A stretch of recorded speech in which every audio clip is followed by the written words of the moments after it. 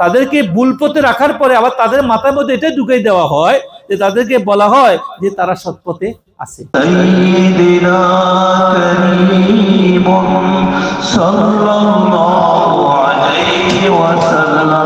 আল্লাহ রাব্বুল আলামিন কোরআনে কারীমের মধ্যে বলতেছেন, বিসমিল্লাহির রহমানির রহিম,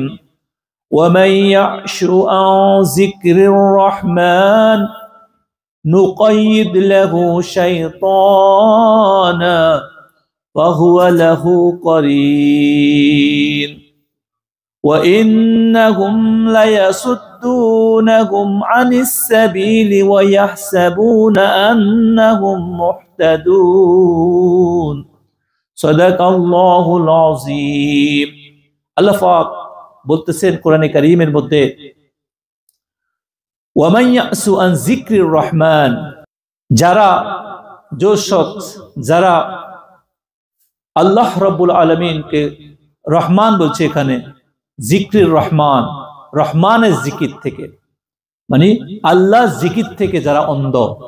যারা আল্লাহ জিকিরের ব্যাপারে অন্ধ থাকে, যারা নিজের চোখের ওই দিকে ফিরাই নেই, আল্লাহ পাকের স্মরণ থেকে নিজেকে কি করে, নিজের চোখকে নিজেকে অন্ধত্ব রাখে, স্মরণের ব্যাপারে গাফেল থাকে, তার মানে কি আল্লাহর স্মরণের ব্যাপারে গাফেল থাকে, আল্লাহ পাক কি করে,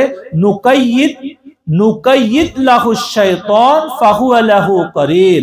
আল্লাহ পাক তার জন্য একটা শয়তান নিযুক্ত করে, কি করে, এবং ওই শয়তান নিয়োজিত হওয়ার পরে ওই লোকের সঙ্গী হইয়া যায়। তার মানে যারা আল্লাহ জিকির থেকে নিজের দূরে রাখে, আল্লাহর স্মরণ থেকে গাফেল থাকে, আল্লাহর স্মরণ, আল্লাহর জিকির, আল্লাহর চিন্তা থেকে নিজের চোখকে, নিজের চিন্তাকে অন্ধ অবস্থা রাখে, তাদের জন্য আল্লাহ পাক কি করে, একজন শয়তান নিয়োগ করেন, আর এই শয়তান তার সঙ্গী হইয়া যান। এরপরে আয়াতে বলতেছে, ওয়া ইন্নাহুম লায়াসুদ্দুনাহুম আনিস সাবিলি, শয়তানেরাই মানুষদেরকে সৎ পথে বাধা দান করে, কি করে, সঠিক পথ থেকে, ভালো পথ থেকে, সঠিক পথ থেকে তারা মানুষকে দূরে রাখার চেষ্টা করে। এরপরে কি করে, ওয়ায়াহসাবুনা আন্নাহুম মুহতাদুন, তাদেরকে ভুল পথে রাখার পরে আবার তাদের মাথার মধ্যে এটা ঢুকিয়ে দেওয়া হয় যে তাদেরকে বলা হয় যে তারা সৎ পথে আছে। যারা আল্লাহ স্মরণ থেকে দূরে রাখে, নিজের মতো নিজের ইচ্ছামতো জীবন যাপন করে, নিজের ইচ্ছা মতো চলে, এরপরে বলে কি তারা, আমরাই সৎ পথে আছি।